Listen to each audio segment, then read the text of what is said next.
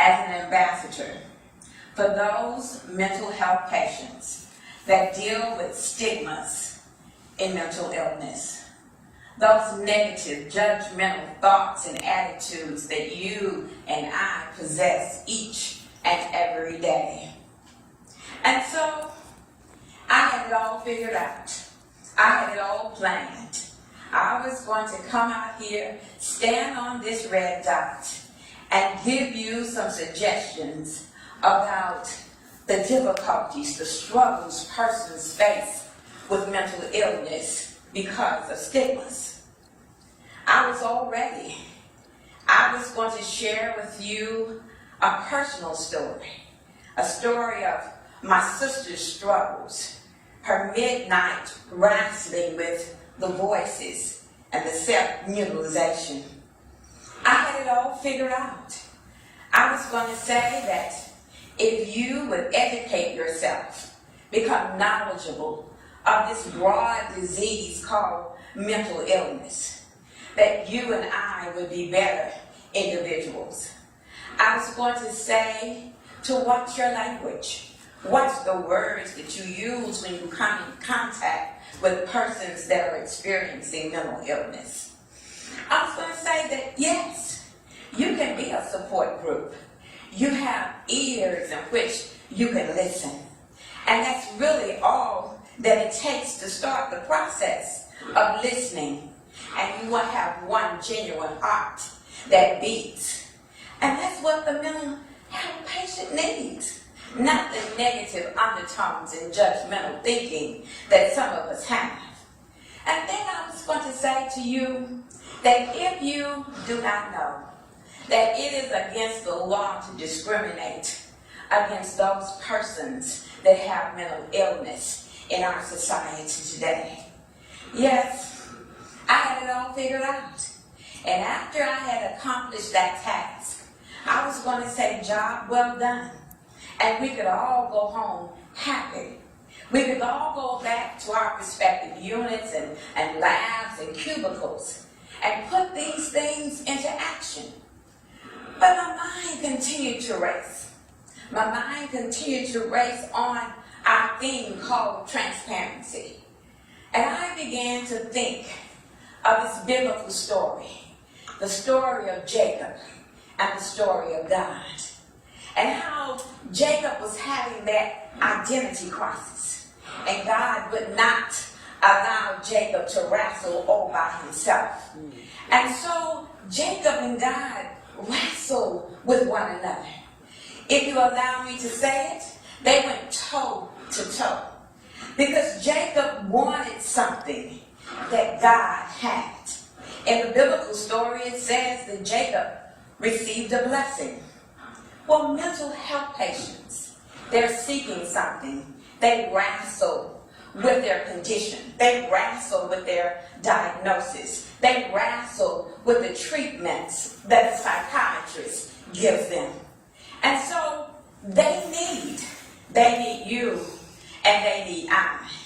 So I stand at this platform on today to say I'm looking out there for just one person to stand with me, that's willing, that's courageous enough to make a stand.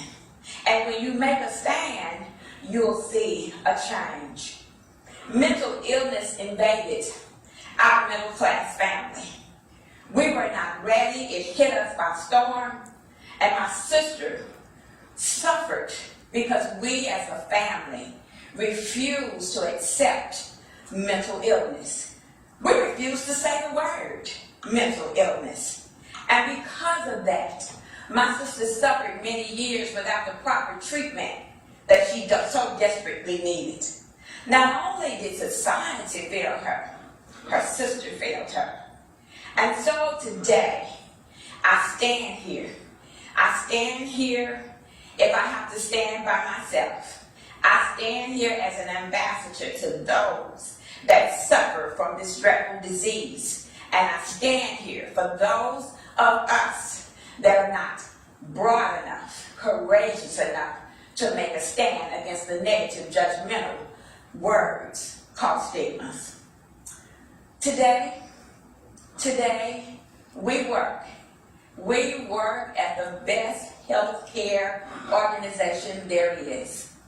Oschner is a team of people that are composed of you and I. We focus on those 5 core values each and every day that we embrace the workplace.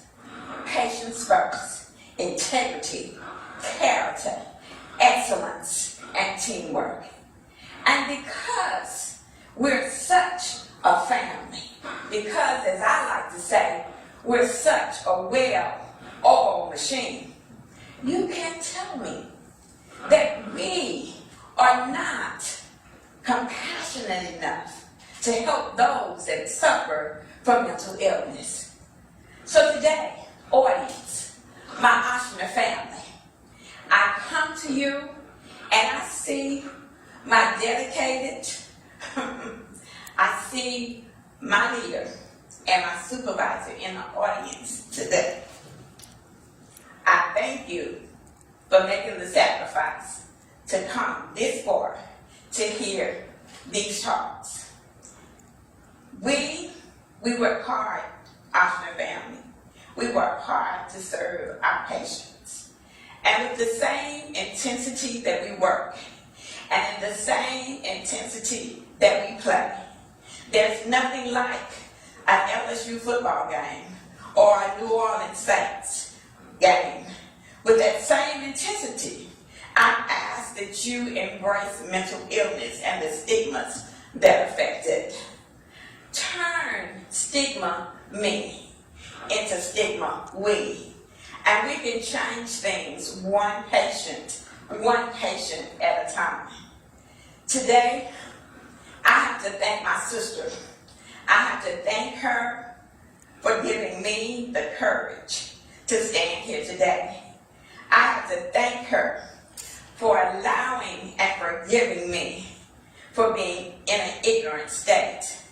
And then I have to thank her for pushing me to be transparent today and allowing you to see my vulnerability. I want to thank you, audience, for allowing me to show my pain. Because in my pain, I will continue to heal. And I will continue to work tirelessly for the mental health population. Thank you again.